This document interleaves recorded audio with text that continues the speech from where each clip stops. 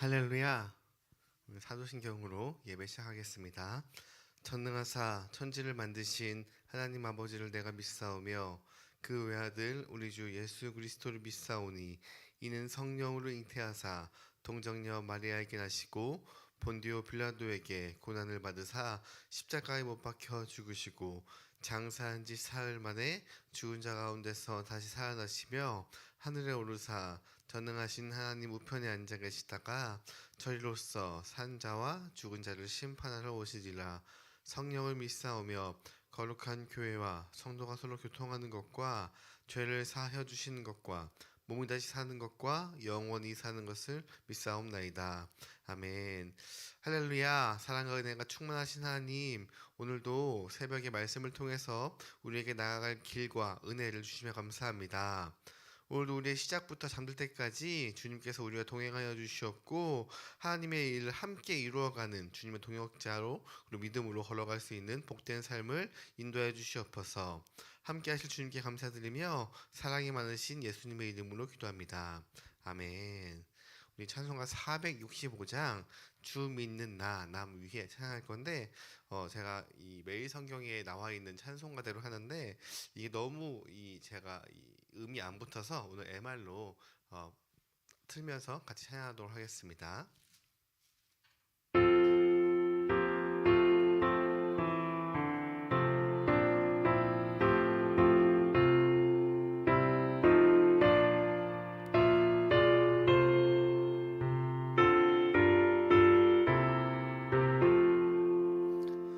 주 믿는 남 위에 진실하고 날 보는 자 위에서 경결코 담대하여 이 세상 환난 중에 나 용감히 늘 승리하리라. 나 용감히 늘 승리하리라. 저 원수도 내 참된 친구 삼고 남 주면서 행한 일이 지리 연약한 남 늘 온유 겸손하여 늘 섬기며 기쁘게 살리라. 늘 섬기며 기쁘게 살리라. 늘 바빠도 나 힘써 기도하며 주와 함께 늘 교제하리라. 주 가신 길 그 발자취를 따라 믿음으로 늘 살게 하소서. 믿음으로 늘 살게 하소서.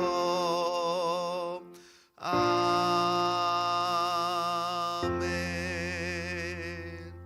아멘. 우리 3절에 늘 바빠도 나 힘써 기도하며, 우리가 하나님 앞에 힘써 기도하며 늘 주와 함께 교제하며 살기를 주님의 이름으로 소망합니다.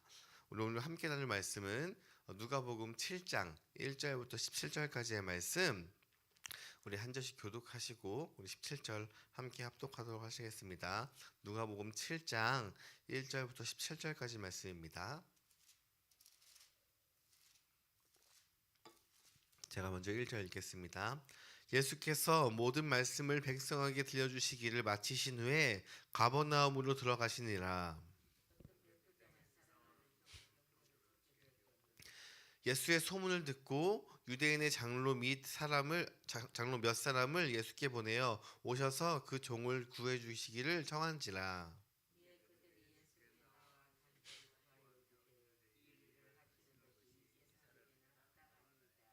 그가 우리 민족을 사랑하고 또한 우리를 위하여 회당을 지었나이다 하니.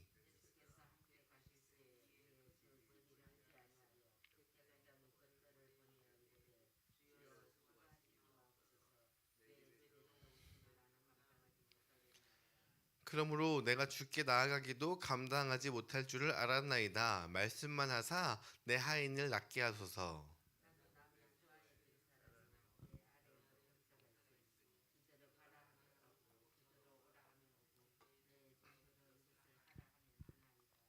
예수께서 들으시고 그를 놀랍게 여겨 돌이키사 따르던 무리에게 이르시되 내가 너희에게 이르노니 이스라엘 중에서도 이만한 믿음은 만나보지 못하였노라 하시니라.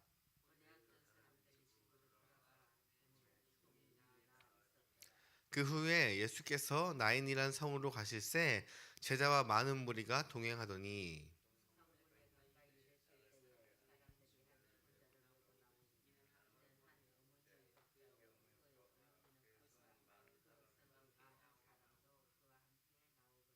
주께서 과부를 보시고 불쌍히 여기사 울지 말라 하시고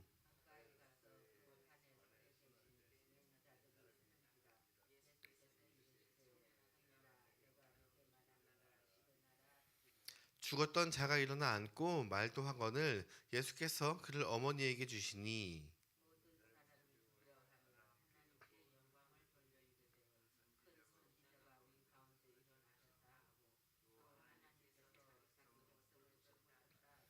치겠습니다. 예수께 대한 이 소문이 온 유대와 사방에 두루 퍼지니라. 아멘. 할렐루야. 이것은 하나님의 말씀입니다. 오늘의 말씀은 우리가 잘 알고 있는 두 사건의 말씀이죠. 근데 오늘 이 두 사건의 말씀을 통해서 우리가 믿음이 무엇인지에 대해서 한번 나눠보려고 합니다. 우리 믿음이 무엇이라고 생각을 하시나요? 우리가 하나님을 믿는 것. 근데 이 믿는 것이 전적으로 하나님을 믿는 것인데 우리는 살면서 이 믿음 자체가 나의 능력, 자신의 능력이라고 착각하기 쉽습니다. 왜냐하면 이 시대는 나를 믿는 것, 내가 하는 것, 이 모든 주체가 나이기 때문에 이 시대를 살아가는 우리가 착각하고 살아가는 것이 바로 이 믿음 또한 마찬가지인데 이 자기의 긍정과 자기의 확신의 삶을 살아가는 이때에 우리가 이 참 믿음이 무엇인지를 오늘 말씀을 통해서 나누기를 소망합니다. 그래서 그것을 통해서 우리가 믿음이 나의 주체가 아닌 예수님을 더욱 신뢰하는 것, 그분께 능력이 있다는 것을 우리가 알았으면 좋겠습니다. 우리가 6장까지의 말씀을 통해서 산 위에서 예수를 열두 제자들을 부르시고 예수님이 그 열두 제자들에게 자기의 제자의 도를 가르쳐 주셨습니다.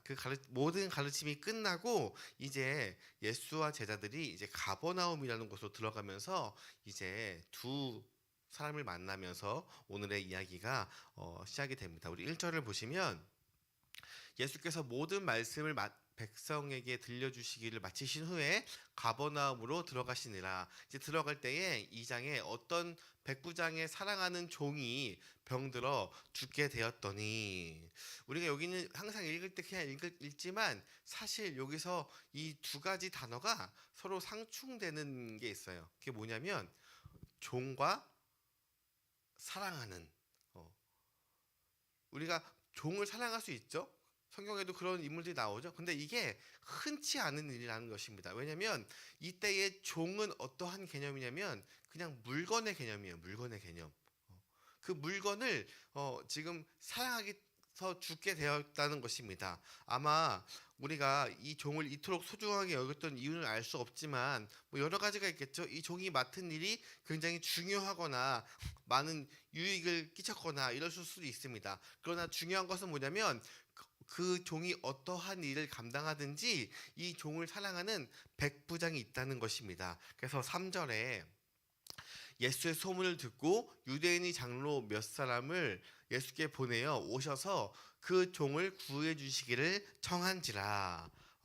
이 곧바로 이 가버나움 유대 장로들을 예수께 보낸다고 이야기하는데요. 여기서 유대인의 장로라는 것은 이 종교 지도자들을 말하기보다는 이 마을의 중대한 사항을 결정하고 이 위치에 있는 그러한 책임과 권위가 있는 그런 유지나 어른들을 보낸 것이에요. 그래서 이 오늘 이 1절, 2절, 3절 말씀 가운데 그냥 읽고 넘어가면 지나가는 것이지만 사실 이것을 잘 알면은 이 모든 사건들이 굉장히 놀라운 것입니다. 이 백부장이 얼마나 마음이 좋고 얼마나 착한 사람인지를 이 2절과 3절에서 알 수 있는 것입니다. 첫 번째로 자신의 종을 사랑하기 때문에 이 종을 고쳐주기 위하여서 지금 유대인의 장로들을 보낸 이 사건. 그런데 지금 이 사람의 위치가 어디예요? 백부장이잖아요. 백부장. 이 백부장의 위치에 있는 사람은 보통 유대인들과 친하지 않습니다.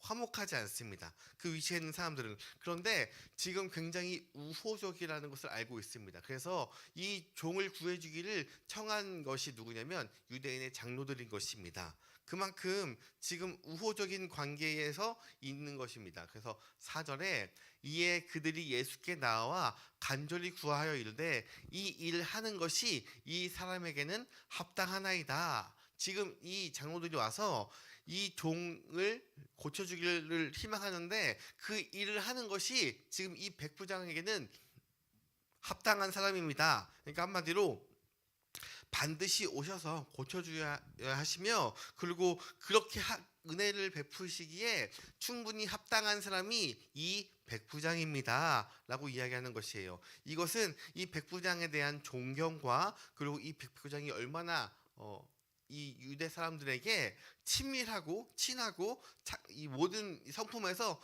뛰어난지를 알 수 있는 이 구절입니다. 그래서 5절에 그 이유가 잠깐 나오는데요. 그가 우리 민족을 사랑하고 그 또한 우리를 위하여 회당을 지었나이다 하니, 이 백부장은 이방인임에도 불구하고 유대민족을 사랑했다고 이야기하고 있어요. 그리고 심지어 그들을 위해서 회당까지 지어준 굉장히 호의적인 이 사람입니다. 이것은 그때의 사회 통념을 생각했을 때에 일어날 수 있기 힘든 그런 일이에요. 왜냐하면 이때의 백부장들은 유대인들을 착취의 대상이지 교제의 대상, 섬김의 대상, 사랑의 대상으로 생각하지 않았기 때문입니다. 이것만 봐도 이 백부장이 얼마나 사랑이 넘치고 굉장히 호의적인 사람인지를 우리가 알 수 있는 것입니다. 그래서 예수는 그들의 말에 응해서 함께 백부장의 집으로 향하고 있습니다. 점점 가까워질 때에 다시 한번 백부장이 사람을 보냅니다. 이번엔 누구를 보내냐면 백부장의 친구들을 보내요. 그래서 그들에게 말을 대신 전달하게 하는데요. 먼저는 예수님의 이 직접적인 방문을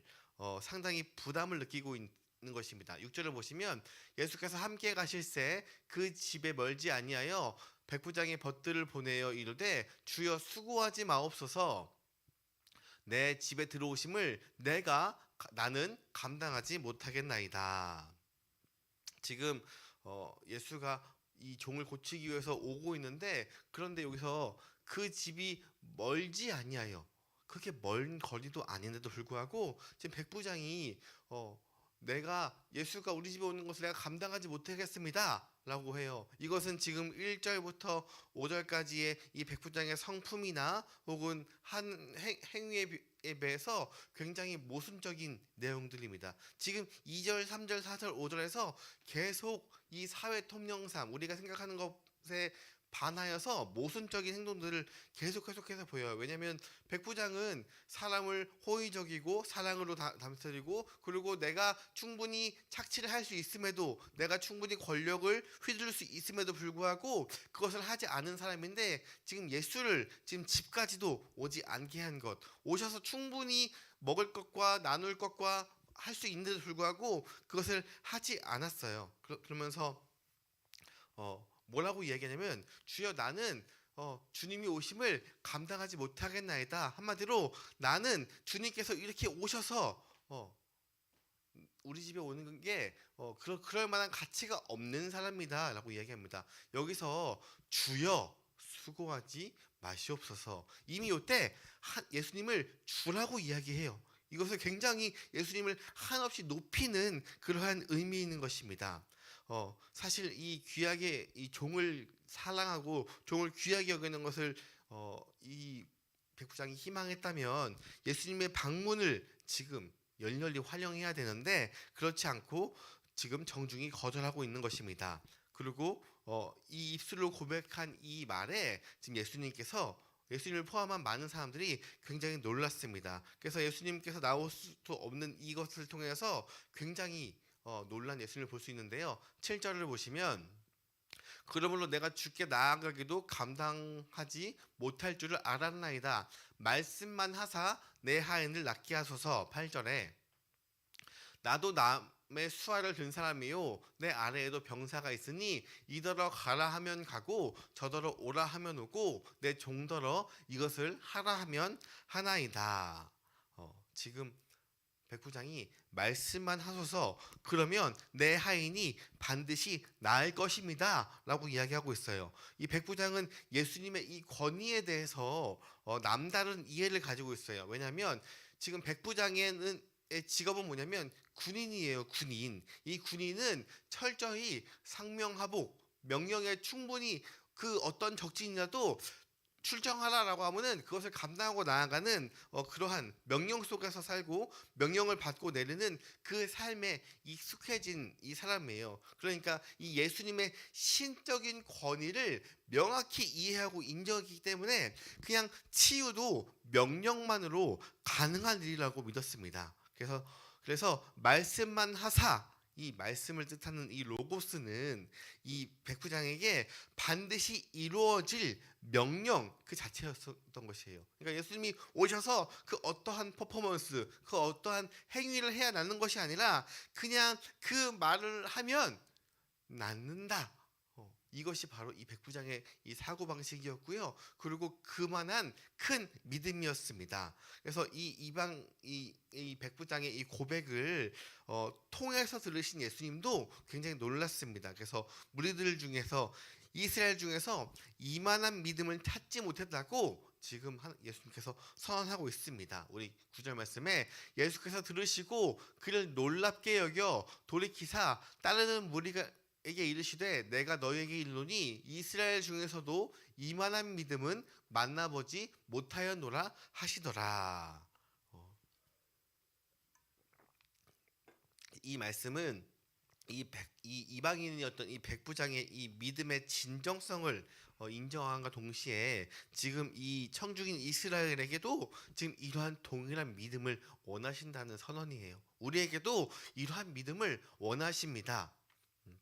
우리가 그냥 이 믿음, 그냥 예수님을 전적으로 말씀으로 믿는 것 이외에 이 백부장의 삶, 자기가 그만한 권력을 누릴 수 있음에도 불구하고 그것을 하지 아니하고 이스라엘과 화평하게 지낸 것, 그리고 나의 물건과 같은 그런 값어치의 종도 사랑해서 이 사람을 고치기 위해서 장로들을 보낸 것, 이 모든 사건이 하나님께서 이 백부장을 보시고 이만한 믿음은 만나보지 못하였다라고 이야기하는 것입니다.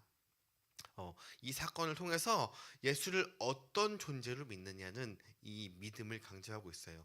벌써 이때 백부장은 예수를 주로 믿었습니다. 그래서 말만으로도 이루어지는 그 명령만으로도 이루어지는 이 주로 믿는 이 큰 믿음을 보였습니다. 그 이후에 이제 11절부터 예수 일행이 이제 가버나움에서 이제 한 40km 정도 떨어진 이 나인성으로 이제 향하고 있는데요. 이때 이 성문을 잃었을 때 지금 한 이 장례 행렬을 마주하게 됩니다.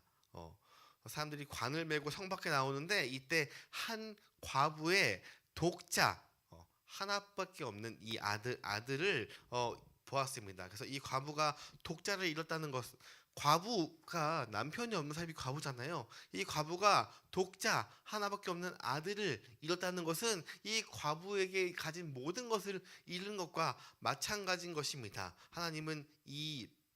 예수님께서는 이 불쌍한 여인에게 먼저 다가오십니다. 이 과부가 와서 내 아들을 살려주세요 라고 한 것이 아니에요. 먼저 찾아온 것입니다. 12절에 성문에 가까이 이르실 때에 하나님이 한 죽은 자를 메고 사람들이 한 죽은 자를 메고 나오니 이는 한 어머니의 독자요 그의 어머니는 과부라. 그 성에 많은 사람들고 그와 함께 나오거늘 13절에 주께서 과부를 보시고 불쌍히 여기사 울지 말라 하시고, 우리가 이렇게 위로는 누구든 할 수 있죠. 근데 울지 말라 하시고 이 다음에 하는 일이 사실 놀라운 것입니다. 우리 14절 말씀에 가까이 가서 그 관에 손을 대시니, 여기서 그 관에 손을 대는 행위는 이때에 어떠한 거냐면 굉장히 부정을 자초하는 일입니다. 이거는 부정한 일입니다. 그런데 예수님께서는 이 관에 손을 대고 이렇게 선포합니다. 청년아, 내가 내게 말하노니 일어나라 하시매. 예수님의 말씀이 선포된 직후에 우리 15절에 죽었던 자가 일어나 앉고 말도 하거늘 예수께서 그를 어머니에게 주시니, 이제 일어나서 말도 했다는 표현은 이 청년이 확실히 살아났다는 이 표현입니다. 그래서 지금 이 누가복음은 여기서 어떠한 표현을 쓰냐면 그를 어머니에게 주시니라고 표현하는데요. 이와 비슷한 이 표현이 구약에도 이루어지는데요. 열왕기상 17장 20절부터 우리가 말씀을 보시면 이것과 비슷한 말을 하는 것을 볼 수 있어요. 예수께서 제가 찾은 게 맞나 하겠어요. 여호와께 부르시자 이르되 내 하나님 여호와여, 주께서 또 내가 우거하는 집 과부에게 재앙을 내리사 그 아들을 죽게 하셨나이까 하고, 21절에 그 아이의 위에 몸을 3번 펴서 엎드리고 여호와께 부르시자 이르되 내 하나님 여호와여, 원하건대 이 아이의 혼으로 그의 몸에 들어오게 하옵소서 하니 여호와께서 엘리야의 소리를 들으심으로 그 아이의 혼이 몸으로 돌아오고 살아난지라. 그리고 23절에 엘리야가 그 아이를 안고 다락방에서 방으로 내려가서 그의 어머니에게 주며 이르되 보라 내 아들이 살아났느니라. 이 말씀은 여기에 모인 지금 많은 무리도 다 아는 말씀이에요. 그래서 이 생생한 이 살아난 현장의 장면을 보고 지금 사람들이 어떠한 마음이 있냐면 두려운 마음과 그리고 경배하는 마음으로 자기 백성의 큰 선지자를 보내셔서 돌보신 하나님께 영광을 올립니다. 우리 다시 본문으로 오셔서 16절 말씀을 보시면 16절에 모든 사람이 두려워하며 하나님께 영광을 돌려 이르되 큰 선지자가 우리 가운데 일어나셨다 하고 또 하나님께서 자기 백성을 돌보셨다 하더라. 지금 이 청년을 살리고 어머니에게 드렸을 때에 이 많은 사람들이 이 말씀이 기억났을 것입니다. 그래서 지금 두렵지만 하나님께 영광을 올리면서 우리에게 큰 선지자가 우리에게 오셨다 하고 하나님께 자기의 백성을 돌보셨다고 지금 이야기하면서 온 방내 이 이야기를 전파하고 다니는 것입니다. 그래서 예수의 이 놀라운 능력은 온 유대와 사방까지 두루 퍼집니다. 17절 말씀입니다. 예수에 대한 이 소문이 온 유대와 사방에 두루 퍼지니라. 그래서 오늘 이 두 가지 사건을 보았습니다. 말씀을 정리하겠습니다. 예수님께서는 자신이 6장까지 했던 말씀들을 지금 7장에서 실천하고 있는 거예요. 행하고 있는 것입니다. 병든 자를 고쳐주셨고요. 그리고 슬픔에 빠진 자를 불쌍히 여기셨습니다. 그 가운데 이 예수님은 이방인 백부장의 이 믿음에 놀라십니다. 병든 종을 향한 이 백부장의 마음과 그리고 주의 능력에 대한 이 절대적인 믿음은 하나님이 백성에게 그리고 우리에게 기대하는 그러한 믿음인 것입니다. 그냥 예수님을 마냥 믿는 것이 아니라 우리의 행위가 예수님을 닮아가는 것. 이 백부장의 삶을 우리는 알지 못하지만 이 몇 구절로 이 백부장이 얼마나 선한 사람이고 얼마나 베풀기를 좋아하는 사람이고 얼마나 사랑이 많은지를 아는 것입니다. 그 사랑 가운데 하나님을 전적으로 믿는 것. 하나님은 우리에게 이러한 믿음을 기대하십니다. 그리고 두 번째, 하나님께서 이 죽은 과부를 불쌍히 여겨서 그 아들을 살려주시죠. 그런데 이 살려주실 때 이 과부가 무엇을 한 것이 아니에요. 이 과부가 어떠한 행위를 한 것이 아니에요. 그럼에도 불구하고 하나님은 이를 살리심으로 6장에서 말씀하신 원수를 사랑하고 그리고 소외된 자들을 위하여서 구원하셨습니다. 여기서 중요한 것은 예수님의 은혜는 믿는 자들이나 믿지 않는 자들 가리지 않고 찾아오십니다. 내가 열심히 믿어서 은혜가 오고 내가 열심히 믿지 않아서 은혜가 오지 않는 것이 아닙니다. 은혜는 내가 어떤 행위에 대한 하나님의 결과물이 아닙니다. 하나님은 우리에게 주신 무한적인 은혜가 있고 그 은혜 가운데 우리가 전적으로 하나님을 신뢰하며 나아가는 것, 이것이 바로 믿음인 것입니다. 백부장에게는 백부장의 종에게는 백부장의 믿음을 보시고 고쳐주셨지만 과부의 독자를 살리신 것에는 어떠한 요청이 없는 오로지 예수님께서 자신의 사명과 이 가르침을 구체적으로 이행하고 실천하신 것입니다. 예수님이 보여주신 이 능력은 이 그분의 정체를 드러내는 것입니다. 이 구원자이신 그분 앞에 우리도 우리 자신을 내세우지 않는 겸손한 우리가 백부장과 같은 위치에 있을 때에도 권력을 휘두르지 않고 하나님의 사랑을 전파하면서 돌보고 나아갈 때 그것이 하나님이 원하는 것입니다. 오늘도 이 예수님의 말씀처럼 하나님의 말씀을 잘 실천하고 원수 같은 사람도 우리가 품고 주위에 불쌍하고 소외된 사람들을 한 번 더 살펴보는 오늘 하루가 되기를 소망합니다. 기도하겠습니다.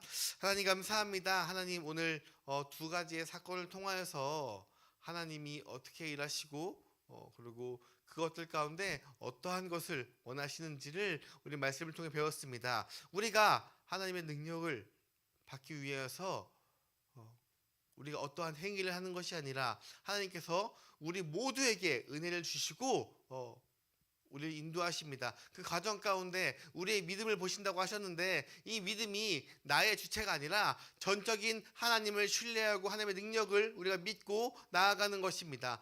그 나아갈 때에 사랑을 표현하면서 내가 어느 위치에 있든지 그것을 내가 누리는 것이 아니라 그 위치 가운데 불쌍한 사람들을 어려운 사람들을 돌보고 살아갈 수 있는 오늘 하루가 될 수 있도록 인도하여 주시옵소서. 이 모든 말씀 예수 그리스도의 이름으로 기도드립니다. 아멘. 하늘에 계신 우리 아버지여, 이름이 거룩히 여김을 받으시오며 나라가 임하옵시며 뜻이 하늘에서 이룬 것 같이 땅에서도 이루어지이다. 오늘 우리에게 일용할 양식을 주옵시고 우리가 우리에게 죄 지은 것을 사하여 준 것 같이 우리 죄를 사하여 주시옵고 우리를 시험에 들게 하지 마시옵고 다만 하나님께서 구하시옵소서. 나라와 권세와 영광이 아버지께 영원히 있사옵나이다.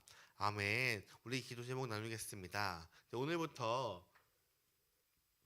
이제 1층 입구 이제 리모델링 공사를 하는데 첫째로 이 공사하는 모든 이 시간 가운데 안전에 유의하여서 공사가 잘 마무리될 수 있도록 기도해 주셨으면 좋겠습니다. 그리고 추운 날씨 가운데 건강 잃지 않고 아프신 분들 하루빨리 회복하셔서 함께 예배함으로 교제할 수 있도록 기도해 주시면 좋겠고요. 그리고 이제 우리가 열린 전도 VIP들 각자 세운 이 VIP들에게 하나님을 담대히 전할 수 있는 우리 모두가 될 수 있도록, 그리고 오늘 있을 이 수요예배가 더욱더 풍성해져서 많은 사람들이 함께 하나님과 교제하고 그리고 성도와 함께 교제할 수 있는 시간이 될 수 있도록, 그리고 오늘 말씀처럼 주님의 가르침에 순종하면서 우리에게는 백부장 같은 믿음을 그리고 소외된 사람들을 돌보는 하루가 되길 소망하며 우리 주여 한번 간절히 기도드리겠습니다.